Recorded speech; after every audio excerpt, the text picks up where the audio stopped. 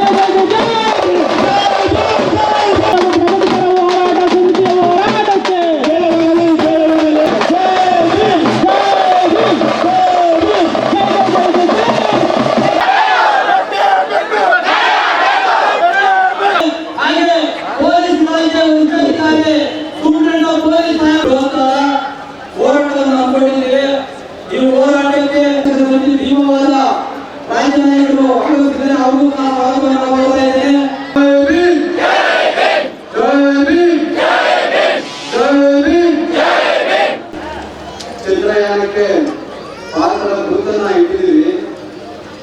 ಆದರೆ ಆದರೂ ಸಹ ಇಂಥ ಆಧುನಿಕ ಸಂದರ್ಭದಲ್ಲೂ ಸಹ ದಲಿತರ ಮೇಲೆ ಶೋಷಣೆಗಳು ನಿಂತಿಲ್ಲ, ಮತ್ತೆ ಬಡವರ ಕೆಲಸಗಳು ಸರ್ಕಾರಿ ಕಚೇರಿಗಳಲ್ಲಿ ಆಗ್ತಾ ಇಲ್ಲ ಅಂತಕ್ಕಂಥ ಒಂದು ಒತ್ತಾಯಗಳನ್ನ ನಾವು ಇವತ್ತು ನಡೆಸ್ಕೊಂಡು ಬರ್ತಾ ಇದ್ದೀವಿ. ಅದನ್ನ ಮುಂದೆ ಇಟ್ಕೊಂಡು ಬರ್ತಾ ಇದ್ದೀವಿ ಸಮಸ್ಯೆಗಳಂತ ಹೇಳಿದ್ರೆ ಭಾರತ ಎತ್ತ ಸಾಗ್ತಾ ಇದೆ ಅಂತ ನೋಡ್ಬೋದು. ಕೇಂದ್ರ ಸರ್ಕಾರದಲ್ಲಿ ಮಾನ್ಯ ನರೇಂದ್ರ ಮೋದಿ ಅವರು ಇಡೀ ಜಗತ್ತಿಗೆ ನಾನೇ ದೊಡ್ಡ ಲೀಡರ್ ಇದ್ದೀನಿ, ಈ ಭಾರತವನ್ನು ಉದ್ಧಾರ ಮಾಡಿಬಿಟ್ಟಿದ್ದೀನಿ, ನಾನು ಆ ಯೋಜನೆಗಳು ತಗೊಂಡು ಈ ಯೋಜನೆಗಳು ತಗೊಂಡು ಬಹು ದೊಡ್ಡ ಬದಲಾವಣೆ ಮಾಡಿದ್ದೀನಿ ಅಂತ ಜಪ ಕೊಚ್ಚಿಕೊಳ್ತಕ್ಕಂಥ ಈ ನರೇಂದ್ರ ಮೋದಿ ಅವರಿಗೆ ಈ ಭಾರತದಲ್ಲಿರ್ತಕ್ಕಂಥ ಬಡವರ ಸಮಸ್ಯೆ, ಮಹಿಳೆಯರ ಸಮಸ್ಯೆ, ದಲಿತರ ಸಮಸ್ಯೆ, ಕಾರ್ಮಿಕರ ಸಮಸ್ಯೆ ಈ ಯಾವತ್ತೂ ಅದಾಗಲ್ಲ. ಸೊ ಆದ್ರೂ ಈ ಸಮಾಜದಲ್ಲಿರ್ತಕ್ಕಂಥ ಈ ಸಾಮಾನ್ಯ ಜನರಿಗೆ ಅದಿನ್ನೂ ಅರ್ಥ ಇಲ್ಲ. ಹಾಗಾಗಿ ನಾವೆಲ್ಲ ಎಚ್ಚರಿಕೊಳ್ತಾ ಇದ್ರೆ, ಜಾಗೃತಿ ಆಗದೆ ಇದ್ರೆ ಖಂಡಿತ ನಾವು ನಿರಂತರವಾಗಿ ಬೀದಿಯಲ್ಲಿ ಇರಬೇಕಾಗಿರ್ತಕ್ಕಂಥ ಪರಿಸ್ಥಿತಿ ಬರುತ್ತದೆ. ಸೊ ಈ ಮಾತನ್ನ ಯಾಕೆ ಹೇಳ್ತಾ ಇದ್ದೀವಿ ಅಂತ ಹೇಳಿದ್ರೆ, ಈಗ ಸಮಸ್ಯೆ ಯಾರು? ಈ ಒಂದು ಕರ್ನಾಟಕದಲ್ಲಿರ್ತಕ್ಕಂಥ 71 ಒತ್ತಾಯಗಳಿವೆ. ಈ ಒತ್ತಾಯಗಳು ಯಾರು? ಯಾವುದೋ ಖಾಸಗಿ ವ್ಯಕ್ತಿದ ಅಥವಾ ಯಾವುದಾದ್ರು ಜನಪ್ರತಿನಿಧಿದ ಅಥವಾ ಯಾವುದಾದ್ರು ತಾಲೂಕು ಪಂಚಾಯಿತಿ, ಗ್ರಾಮ ಪಂಚಾಯಿತಿ ಅದು ಜಿಲ್ಲಾ ಪಂಚಾಯತ್ ಮೆಂಬರ್ನ ಅಧ್ಯಕ್ಷರ ಅಲ್ಲ ಬಂದ್ರೆ ಈ 71 ಸಮಸ್ಯೆಗಳಿದಾವಲ್ಲ, ಈ 71 ಸಮಸ್ಯೆಗಳು ಜನಸಾಮಾನ್ಯರು, ಬಡವರು, ದಲಿತರು ಯಾಕೆ ತಾಲೂಕು ಕಚೇರಿ ಮುಂದೆ ನಾವು ತಂದುಕೋಬೇಕಾಗಿದೆ? ನಾವು ನಿಜವಾಗ್ಲೂ ಬಾಬಾ ಸಾಹೇಬರ ಕನಸು ಏನಾಗಿತ್ತು ಅಂತ ಹೇಳಿದ್ರೆ ಇಷ್ಟು ಜನ ಒಂದು ಲೈಬ್ರರಿ ಮುಂದೆ ಕುತ್ಕೋಬೇಕಾಗಿತ್ತು. ಇಷ್ಟು ಜನ ಒಂದು ಪರಿವರ್ತನೆ ಜಾಗೃತಿ ಕುತ್ಕೋಬೇಕಾಗಿತ್ತು. ಆದ್ರೆ ದುರಂತ, ನಾವು ನಮ್ಮ ಕೆಲಸ ಆಗಿಲ್ಲ, ನಮ್ಮ ಕಳತ ಮುಂದೆ ಹೋಗಿಲ್ಲ, ಈ ನಮ್ಮ ಜನಸಾಮಾನ್ಯರ ಕೆಲಸ ಆಗಿಲ್ಲ ಅಂತ ಹೇಳಿ ಈ ನಾಳೆ ಅಧಿಕಾರಿಗಳ ಮುಂದೆ ನಾವು ಕುತ್ಕೊಂಡಂತ ಪರಿಸ್ಥಿತಿ ಬಂದಿದೆ ನಮಗೆ. ಅದರಲ್ಲಿ ನಮ್ಮ ಯುವಕರು ಬಾಬಾ ಸಾಹೇಬ್ ಬೆಳೆಯೋರು ನಿಟ್ಟಿನಲ್ಲಿ ಲೈಬ್ರರಿಗಳ ಮುಂದೆ ಕುತ್ಕೋಬೇಕಾಗಿರ್ತಕ್ಕಂಥ ಯುವಕರು ಇವತ್ತು ಬಾರ್ಗಳಲ್ಲಿ, ಚಲನಚಿತ್ರ ಮಂದಿರಗಳಲ್ಲಿ ಅವನೇ ಒಂದು ಸ್ಪರ್ಧೆ ಆದ್ರೆ ನಾವು ನಮ್ಮ ಮಕ್ಕಳು, ನಮ್ಮ ಯುವಕರು ಬಹಳ ಹೋಗ್ತಾ ಇದ್ದಾರೆ. ಯಾವ ನಿಟ್ಟಿನಲ್ಲಿ ನಾವು ಯಾವ ನಿಟ್ಟಿನಲ್ಲಿ ಹೋಗ್ತಾ ಇದ್ದೀವಿ? ಜೈ ಭೀಮ್ ಜೈ ಭೀಮ್ ಅಂತ ಹೇಳ್ತಿರ್ತಕ್ಕಂಥ ನಾವು ಬಾಬಾ ಸಾಹೇಬ್ ಅಂಬೇಡ್ಕರ್ ಅವರ ನಾಡಿನ ಅರ್ಥ ಮಾಡ್ಕೊಂಡಿದ್ದೀವ? ಎಲ್ಲಿದೆ ಶಿಕ್ಷಣ, ಎಲ್ಲಿದೆ ಸಂಘಟನೆ, ಎಲ್ಲಿದೆ ಹೋರಾಟ? ಈ ಶಿಕ್ಷಣ, ಸಂಘಟನೆ, ಹೋರಾಟ ಹೀಗಾಗಿದೆ ಅಂತ ಯಾವುದೇ ಅಧಿಕಾರಿ ತಿಳ್ಕೊಂಡ್ರೆ ಅವರಿಗೆ ರಾಜ್ಯ ಅರ್ಪಿಸ್ತೀವಿ. ಯಾಕೆ ಮಾತ್ರ ಹೇಳ್ತಾ ಇದ್ದೀನಿ ಅಂತ ಹೇಳಿದ್ರೆ, ಒಬ್ಬ ಸಾಮಾನ್ಯ ಜನಸಾಮಾನ್ಯ ಒಬ್ಬ ಯಾರಾದ್ರೂ ಈ ತಾಲೂಕು ಆಫೀಸ್ ಬಂದ್ರೆ ಸಾರ್ ನಮ್ದು ಬರ್ತ್ ಸರ್ಟಿಫಿಕೇಟ್ ಮಾಡ್ಕೊಡಿ, ನಮ್ಮ ತಂದೆದು ನಮ್ಮ ತಾತದ್ದು ಡೆತ್ ಸರ್ಟಿಫಿಕೇಟ್ ಮಾಡ್ಕೊಡಿ ಅಂತ ಹೇಳಿ ಏನಾದ್ರು ಬಂದ್ರೆಯಲ್ಲಿ ಅವರು ನಾಲ್ಕು ನೋಡ್ತಾರೆ. ಎಷ್ಟಪ್ಪ ಆಗುತ್ತೆ ಬರ್ತ್ ಸರ್ಟಿಫಿಕೇಟ್ಗೆ? Government fees. ಡೆತ್ ಸರ್ಟಿಫಿಕೇಟ್ ಎಷ್ಟಪ್ಪ ಆಗುತ್ತೆ? ಗೌರ್ಮೆಂಟ್ ಫೀಸು 15 ರೂಪಾಯಿ. ಆದ್ರೆ ಇಲ್ಲಿ 1000 ರೂಪಾಯಿ ಕೊಡಬೇಕು, 1000 ರೂಪಾಯಿ ತಂದೆ ಕೊಡಬೇಕು. ನಾನು ಒಂದು ಉದಾಹರಣೆ ಕೊಡ್ತಾ ಇರೋದು ಏನಂದ್ರೆ, ಒಂದು ಬರ್ತ್ ಸರ್ಟಿಫಿಕೇಟ್, ಒಂದು ಡೆತ್ ಸರ್ಟಿಫಿಕೇಟ್ ತಗೊಳ್ಳೋಕೆ ಆಗದೆ ಇರ್ತಕ್ಕಂಥ ಇಂಥ ತಾಲೂಕು ಕಚೇರಿಗಳು, ಇಂಥ ಸರ್ಕಾರಿ ಕಚೇರಿಗಳು ಏನು ಬೇಕು? ಅದು ಬೇಕಿದೆ ನಮಗೆ. ವಿಧವಾ ವೇತನಕ್ಕೆ ದುಡ್ಡು ಕೊಡಬೇಕು, ಒಂದು ರೇಷನ್ ಕಾರ್ಡ್ ಮಾಡಿಸ್ಕೊಳ್ಳೋಕೆ ದುಡ್ಡು ಕೊಡಬೇಕು, ಯಾವುದೇ ಸರ್ಕಾರಿ ಕ್ಯಾಸ್ಟ್ ಸರ್ಟಿಫಿಕೇಟ್ ಮಾಡ್ಕೊಳ್ಳೋದಕ್ಕೆ ದುಡ್ಡು ಕೊಡಬೇಕು, ಇನ್ಕಮ್ ಸರ್ಟಿಫಿಕೇಟ್ ಮಾಡ್ಕೊಳ್ಳೋದಕ್ಕೆ ದುಡ್ಡು ಕೊಡಬೇಕು. ಮತ್ತೆ ನೀವು ಸರ್ಕಾರಿ ಕಚೇರಿಗಳನ್ನೆಲ್ಲ ಟೆಂಡರ್ ಪಡೆ, ಯಾರು ತಾಕತ್ತಿರ್ತಕ್ಕಂಥ ಬಂದು ಅವನು ಅದನ್ನ ಟೆಂಡರ್ ತಗೊಂಡು ಈಗ ಅಧಿಕಾರಿ ಆಗಿರ್ತಾನೆ, ಯಾರ ಹತ್ರ ಎಷ್ಟು ವಸೂಲಿ ಮಾಡಬೇಕು ವಸೂಲಿ ಮಾಡ್ಕೊಳ್ಳಿ.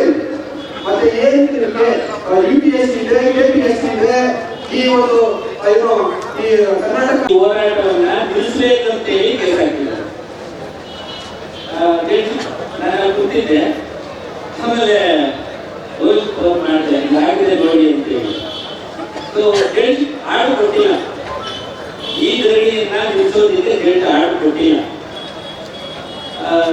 ನಮಗೆ ನ್ಯಾಯಾಲಯಗಳು ಕೂಡ ನಮ್ಮ ಸಪೋರ್ಟ್ ಇದಾವ, ನಾವೆಲ್ಲಿ ಎಡ್ತಾ ಇದ್ದೀವಿ ಅನ್ನೋದು ಬಹಳ ಮುಖ್ಯ.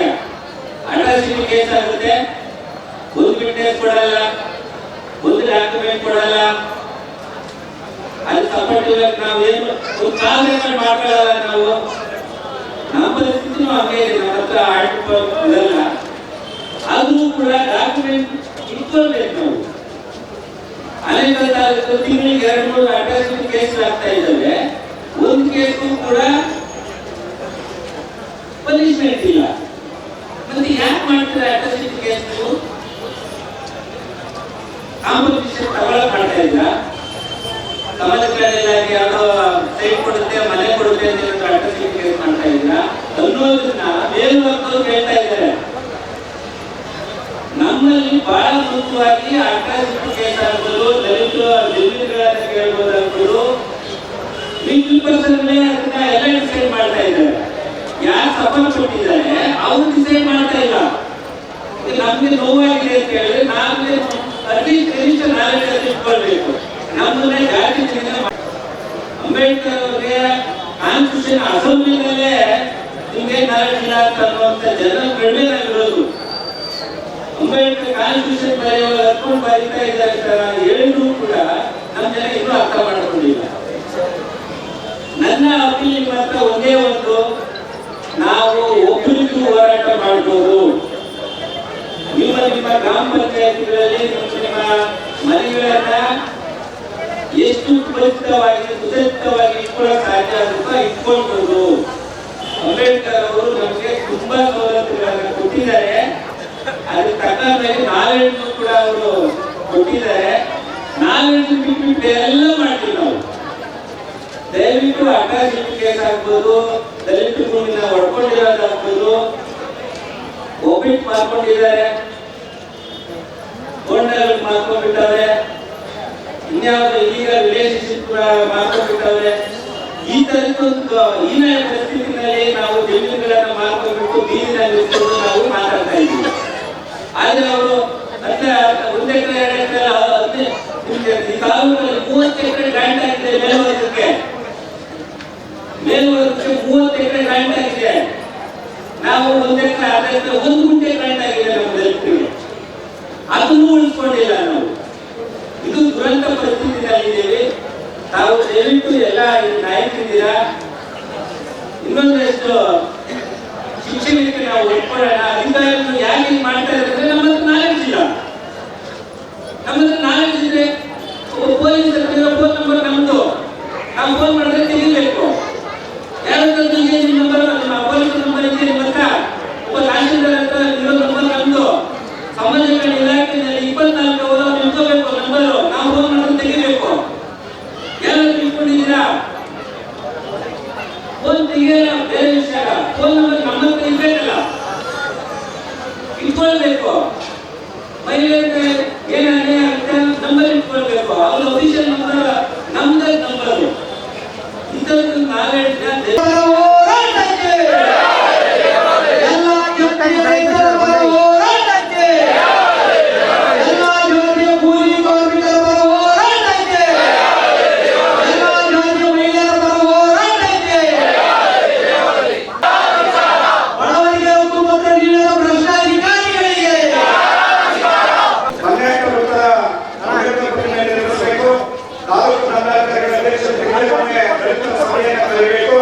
ಮತ್ತು ಈ ಸಭೆಗೆ ಎಲ್ಲಾ ಇಲಾಖೆಯ ಅಧಿಕಾರಿಗಳು ಹಾಜರಾಗಿರಬೇಕು.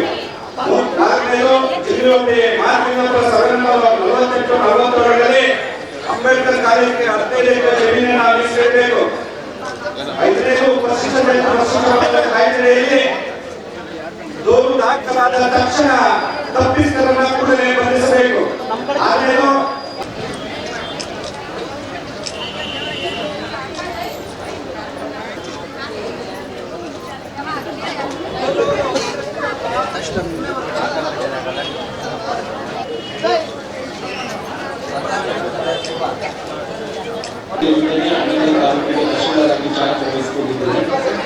ನಮ್ಮ ಸಮಸ್ಯೆಗಳು ಎಲ್ಲ ಒಂದು ಕಾನೂನಾತ್ಮಕವಾಗಿ ಹಾಗೂ ಸಾರ್ವಜನಿಕರಿಗೆ ಗೃಹಗಳಿಗೆ ಬೇಕಾಗಿರುವಂತ ಎಲ್ಲ ಬೇಡಿಕೆಗಳಿದ್ದು ಈ ಬೇಡಿಕೆಗಳಲ್ಲಿ ಬಹಳಷ್ಟು ಕಂದಾಯ ಇಲಾಖೆಯಲ್ಲಿ ನಮ್ಮ ಕೆಲಸಗಳನ್ನು ತೊಂದರೆ ಆಗ್ತಾ ಇದೆ ಅಂತ ಮನವರಿಕೆ ಹೊಂದಿದ್ದು ಈ ಮುಂದೆ ಕೆಲಸದ ಜೊತೆಗೆ ಪ್ರತಿದಿನ ನಮ್ಮ ಕಾರ್ಯಕ್ಕೆ ಬರತಕ್ಕಂಥ ಎಲ್ಲ ಸಾರ್ವಜನಿಕರಿಗೆ ಸರ್ಕಾರದ ಸೌಲಭ್ಯಗಳನ್ನು ನಿಗದಿತ ಸಮಯದಲ್ಲಿ ಮುಗಿಸುವಂತ ಕೆಲಸವನ್ನು ನಾವು ಮಾಡುತ್ತೀವಿ. ಮುಖ್ಯವಾಗಿ ಇವತ್ತಿನ ಈ ಪ್ರತಿಭಟನೆ ಏನು ಸರ್ಕಾರಿ ಕಂದಾಯ ಇಲಾಖೆ ಮತ್ತು ಪೊಲೀಸ್ ಇಲಾಖೆಯಲ್ಲಿ ಸರಿಯಾದ ರೀತಿಯಲ್ಲಿ ಕೆಲಸಗಳು ಆಗ್ತಾ ಇಲ್ಲ, ಸಾಕಷ್ಟು ಸಮಸ್ಯೆಗಳಿದೆ. ಇದನ್ನು ತಾವು ಬಗೆಹರಿಸಿ ಅಂತ ಹೇಳಿ ಈ ಒಂದು ಪ್ರತಿಭಟನೆಯನ್ನು ತಾವೆಲ್ಲ ಮಾಡಿದ್ರು. ಈ ಒಂದು ಪ್ರತಿಭಟನೆ ಹಿನ್ನೆಲೆಯಲ್ಲಿ ಏನು ಬಹಳಷ್ಟು ಮುಖಂಡರು ನಮ್ಮ ಕಚೇರಿಗೆ 4-5 ದಿನ ಹಿಂದೆ ಬಂದಿದ್ರು. ಆವಾಗಲೇ ನಾನು ಹೇಳಿದೆ, ನಾನು ಮೀಟಿಂಗ್ ಡೇಟ್ ಫಿಕ್ಸ್ ಮಾಡ್ತೀನಿ, ಈಗಲೇ ನಾನು ಫಿಕ್ಸ್ ಮಾಡ್ತೀನಿ, ಪ್ರತಿಭಟನೆ ಮಾಡೋದು ಬೇಡ, ನಿಮ್ಮ ಸಮಸ್ಯೆಗಳು ಏನಿದೆ ಎಲ್ಲ ಚರ್ಚೆ ಮಾಡೋದಂತ ನಾನು ಅವತ್ತು ಹೇಳಿದೆ. ಆದರೂ ಸಹಿತ ಈಗ ನಾವು ಈಗಾಗಲೇ ಎಲ್ಲ ಕಡೆ ಹೇಳಿದ್ದೀವಿ, ನಾವು ಇದೊಂದು ಪ್ರತಿಭಟನೆಯನ್ನು ಮಾಡೇ ಮಾಡ್ತೀವಿ. ನಿಮ್ಮ ಸಹಕಾರ ಇರಲಿ, ನಾವು ಶಾಂತ ರೀತಿಯಿಂದ ಮಾಡ್ತೀವಿ, ಯಾವುದೇ ರೀತಿಯ ಒಂದು ಇದಕ್ಕೆ ಅವಕಾಶ ಆಗುವುದಿಲ್ಲ ಅಂತ ಹೇಳಿ ತಾವೆಲ್ಲ ಹೇಳಿದ್ರಿಂದ ನಾನು ಆಯ್ತು, ನಾನೇ ಮನವಿ ಕೊಡಲಿಕ್ಕೆ ಸಹಿತ ನನಗೆ ಬರಲಿಕ್ಕೆ ತಾವೆಲ್ಲ ಹೇಳಿದ್ರು. ಅದರಂತೆ ನಾನು ನನಗೆ ಕೆಲಸ ಇದ್ದು ಸಹಿತ ಅನೇಕರಿಗೆ ಒಂದು ಬರಲೇಬೇಕಂತ ವಿಚಾರ ಮಾಡಿ ನಾನು ಮುಂದೆ ಒಂದು ಮನೆಯನ್ನು ಸ್ವೀಕರಿಸಿದ್ದೆ. ಈಗ ಯಾರಾದರೂ ಈಗಾಗಲೇ ನಾವು ಎಲ್ಲ ಕಡೆ ನಿರ್ದೇಶ ಕೊಟ್ಟಿದ್ವಿ, ಎಫ್ಐಆರ್ ತಗೊಳ್ಳಿಕ್ಕೆ ಯಾವುದೇ ಹಿಂದೆ ಮಾಡೋದು ಬೇಡ ಅಂತೇಳಿ. ನೀವು ಯಾವ್ದಾದ್ರು ನಮ್ಮ ಎಫ್ಐಆರ್ ಆಗ್ತಾ ಇಲ್ಲ ಅಂತ ನೇರವಾಗಿ ನಮಗೆ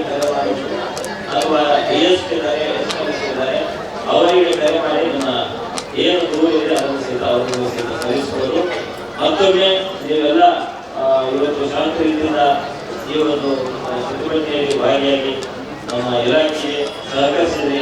ಎಲ್ಲರಿಗೂ ಎಲ್ಲ ಮುಖಂಡರಿಗೂ ನಾನು ನಮ್ಮ ಜಿಲ್ಲಾ ಪರಿಷತ್ತಿನಿಂದ ಅಭಿನಂದನೆ ಸಲ್ಲಿಸಿ ಮುಕ್ಕಾಗಿ ತಿಂಗಳುಗಟ್ಟಲೆ ಆದರೂ ಅವರನ್ನು ಅದೇ ದಲಿತರನ್ನು ಬಡವರು ಯಾರ ಸುಮ್ಮನೆ ಮಾಧ್ಯಮ ಮಿತ್ರರೇ ಹಾಗೂ ಎಲ್ಲ ದಲಿತ ಪರ ಹೋರಾಟದ ನಾಯಕರುಗಳೇ, ಏನು ಇವತ್ತು ಆನೇಕಲ್ ತಾಲೂಕು ಪಂಚಾಯಿತಿಯಿಂದ ತಾಲೂಕು ಕಚೇರಿಯವರೆಗೆ ಒಂದು ಕಾಲ್ನಡಿಗೆ ಜಾಥಾ ಅಥವಾ ಬೃಹತ್ ಹೋರಾಟವನ್ನು ಹಮ್ಮಿಕೊಂಡಿದ್ವಿ. ಏನು ಆನೇಕಲ್ ತಾಲೂಕಿನಲ್ಲಿ ಸರ್ಕಾರಿ ಕಚೇರಿಗಳಲ್ಲಿ ಏನು ಪಂಚಾಯಿತಿಯಿಂದ ಹಿಡಿದು ತಹಶೀಲ್ದಾರ್ ಕಚೇರಿಯವರೆಗೆ ಭ್ರಷ್ಟಾಚಾರದಲ್ಲಿ ಅಧಿಕಾರಿಗಳು ತೊಡಗಿದ್ದಾರೆ. ಇದರ ವಿರುದ್ಧವಾಗಿ ಇವತ್ತು ನಾವು ಒಂದು ಪ್ರತಿಭಟನೆಯನ್ನು 8 ಸಂಘಟನೆಗಳು ಸೇರಿ ಪ್ರತಿಭಟನೆಯನ್ನು ಹಮ್ಮಿಕೊಂಡಿದ್ವಿ. ಹೋರಾಟ ಯಶಸ್ವಿಯಾಗಿದೆ. ಏನು ಇವತ್ತು ನಮಗೆ ಎಸ್ ಪಿ ಅವರಾಗಿರ್ಬೋದು ಅಥವಾ ತಹಶೀಲ್ದಾರ್ ಆಗಿರ್ಬೋದು ನಮಗೆ ಒಂದು ಆಶ್ವಾಸನೆಯನ್ನು ಕೊಟ್ಟಿದ್ದಾರೆ. 71 ಹಕ್ಕೊತ್ತಾಯಗಳು ಅಥವಾ 80 ಹಕ್ಕೊತ್ತಾಯಗಳನ್ನು ನಾವು ಕೊಟ್ಟಿದ್ದೀವಿ. ಅದು ನಮ್ಮ ತಾಲೂಕಿನ ಶೋಷಿತ ಸಮುದಾಯಗಳ ಅಥವಾ ಬಡತನದಲ್ಲಿ ಇರುವಂತಹ ಹಲವಾರು ಜನಗಳಿಗೆ ಉಪಯೋಗ ಆಗುವಂತಹ ಮಾಹಿತಿಗಳನ್ನು ನಾವು ಇವತ್ತು ತಹಶೀಲ್ದಾರ್ ಕಚೇರಿಗೆ ಮನವಿಯನ್ನು ಕೊಟ್ಟಿದ್ದೀವಿ. ಈ ಹಕ್ಕೊತ್ತಾಯಗಳನ್ನು ಕೂಡಲೇ ಈಡೇರಿಸಬೇಕು ಅಂತೇಳಿ ನಾವು ಮನವಿಯನ್ನು ಮಾಡಿದ್ವಿ. ಅವರು 1 ರಿಂದ 2 ತಿಂಗಳ ಒಳಗಡೆ ಏನಾದರೂ ಈ ಹಕ್ಕೊತ್ತಾಯಗಳನ್ನು ನಮಗೆ ಒದಗಿಸ್ಕೊಟ್ಟಿಲ್ಲ ಅಂದರೆ ಮುಂದಿನ ದಿನಗಳಲ್ಲಿ ಇಡೀ ತಾಲೂಕಿನಾದ್ಯಂತ ಎಲ್ಲ ದಲಿತ ಮತ್ತು ಪ್ರಗತಿಪರ ಹೋರಾಟಗಳ ಜೊತೆ ಒಗ್ಗೂಡಿ ಎಲ್ಲ ಸಂಘಟನೆಗಳು ಒಗ್ಗೂಡಿ ಇಡೀ ತಾಲೂಕಿನನ್ನು ಬಂದ್ ಮಾಡೋಂಥ ಕೆಲಸ ಮಾಡ್ತೀವಿ. ಇದು ಎಚ್ಚರಿಕೆ. ಮತ್ತು ಇಲ್ಲಿ ಏನು ನಮ್ಮ ಆನೇಕಲ್ ತಾಲೂಕಿನ ಶಾಸಕರು ಇರ್ಬೋದು, ಇದು ಮೀಸಲು ಕ್ಷೇತ್ರ ಆಗಿರೋದ್ರೂ ಕೂಡ ಯಾವುದೇ ದಲಿತರಿಗೆ ಸಮಸ್ಯೆಗಳು ಹೆಚ್ಚಾಗ್ತಿದೆ. ಇದ್ರ ಬಗ್ಗೆ ಶಾಸಕರು ಮೌನ ವಹಿಸಿದ್ದಾರೆ. ಅದು ಯಾಕೆ ಅಂತ ನಮ್ಗೆ ಅರ್ಥ ಆಗ್ತಿಲ್ಲ. ಏನು ಮುಂದಿನ ದಿನಗಳಲ್ಲಿ ಇದೇ ರೀತಿ ಏನಾದರೂ ನಮ್ಮ ದಲಿತರ ಮೇಲೆ ಅಥವಾ ಶೋಷಿತರ ಮೇಲೆ ದಬ್ಬಾಳಿಕೆಗಳು ಹೆಚ್ಚಾಗ್ತಿದ್ದಾವೆ. ನೀವು ಕೂಡಲೇ ಇದ್ರ ಬಗ್ಗೆ ಎಚ್ಚೆತ್ತುಕೊಂಡಿಲ್ಲ ಮಾನ್ಯ ಶಾಸಕರು, ನಿಮ್ಮ ವಿರುದ್ಧ ಮುಂದಿನ ದಿನಗಳಲ್ಲಿ ಹೋರಾಟವನ್ನು ನಾವು ಸಜ್ಜು ಮಾಡೋವಂಥ ಕೆಲಸ ಮಾಡ್ತೀವಿ ಅಂತ ನಿಮ್ಗೆ ಎಚ್ಚರಿಕೆಯನ್ನು ಕೊಡ್ತಾಯಿದ್ದೀವಿ. ಜೈ ಭೀಮ್. ನಾನು ಹೇಳೋಕ್ಕೆ ಏನು ಬಯಸ್ತೀನಿ ಅಂದರೆ, ಈ ತಾಲೂಕಿನಲ್ಲಿ ಸುಮಾರು ವರ್ಷಗಳಿಂದ ಮನೆಗಳು ಕಟ್ಕೊಂಡಿದ್ದಾರೆ, ಹಕ್ಕುಪತ್ರ ಕೊಡ್ತಾಯಿಲ್ಲ. ಅವರು ಎಷ್ಟು ದಿನ ಬಂದು ಇದು ಸುಮಾರು ವರ್ಷಗಳಿಂದ ಹೋರಾಟ ಮಾಡ್ತಾಯಿದ್ರು, ಇದುವರೆಗೂ ಕೊಡ್ತಾಯಿಲ್ಲ. ಮಾತ್ರ ನಮ್ಮ ಓಟ್ ಮಾತ್ರ ಬೇಕು, ನಮಗೆ ಹಕ್ಕುಪತ್ರ ಕೊಡೋ ಅಂಥದ್ದು ಇಲ್ಲ. ಕಾರಣ ಏನಂತ ನೀವು ಕೇಳಬೇಕು. ನಾವೊಬ್ಬರೇ ಕೇಳೋದಕ್ಕಿಂತ ಮಾಧ್ಯಮ ಮಿತ್ರರು ಕೂಡ ಕೇಳಬೇಕು. ನಿಮಗೂ ಹಕ್ಕಿದೆ. ಇವತ್ತು IIM ಕಾಲೇಜ್ಗೆ 100 ಎಕರೆ ಜಮೀನು ಕೊಟ್ಟಿದ್ದಾರೆ. ಇಡೀ ದೇಶದಲ್ಲಿ ಎಲ್ಲಿ ಇಲ್ಲ.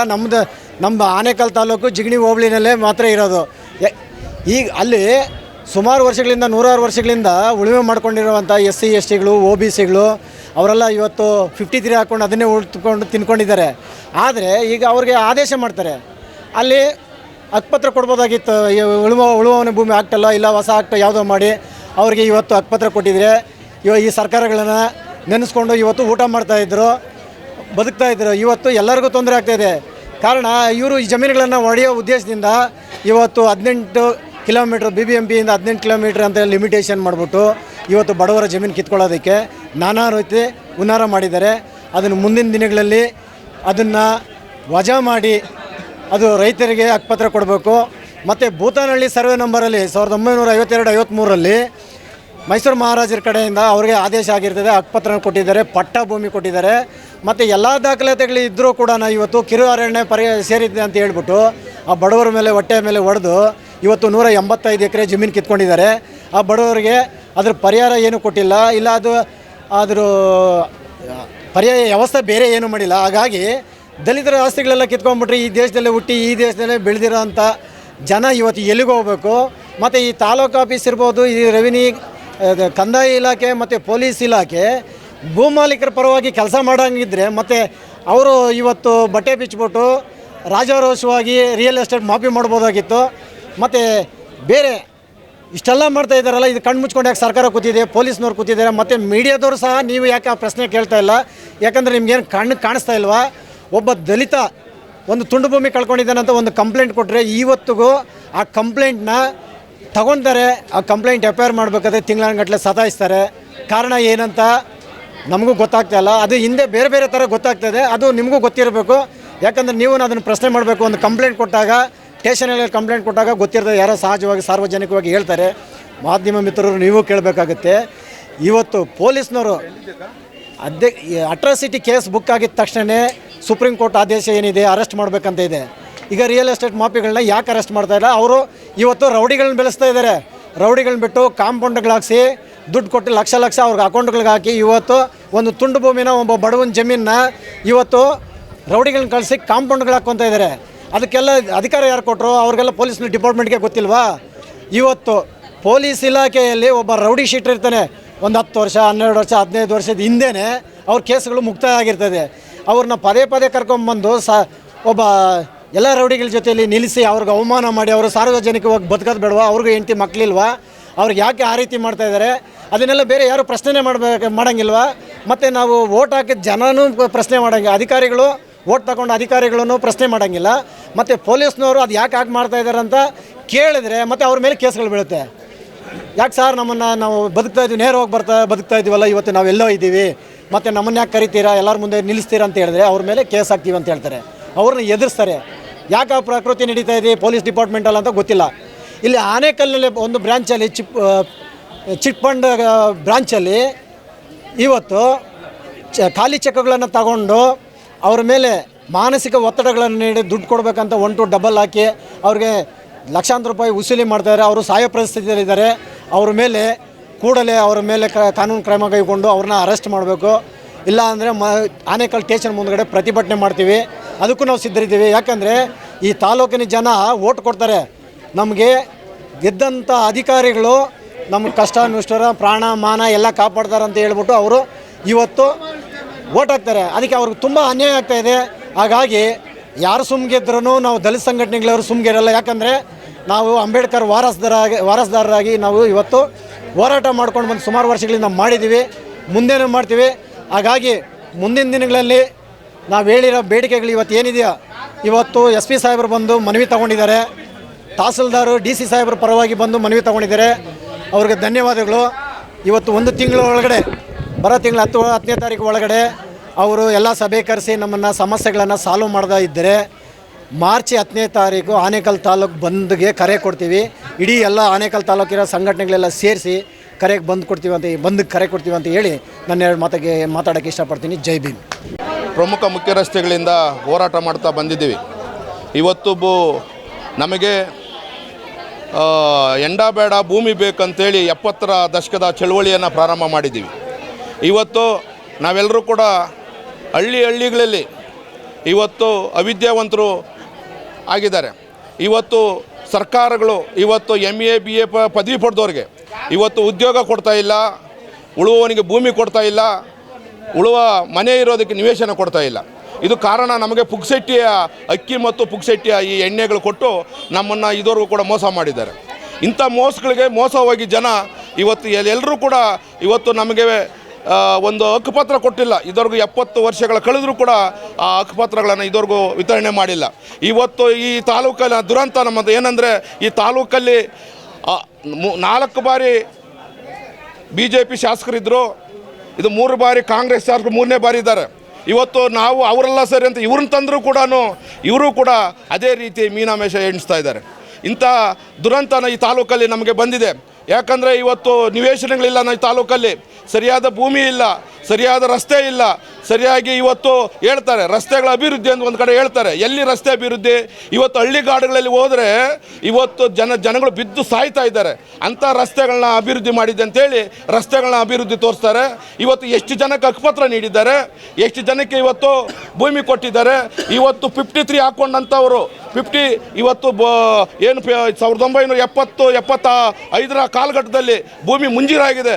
ಇದುವರೆಗೂ ಕೂಡ ಅವರಿಗೆ ಸರ್ವೆ ಮಾಡಿ ಪೋಡಿ ಮಾಡಿಕೊಡೋಂಥದ್ದು ಆಗಲಿಲ್ಲ.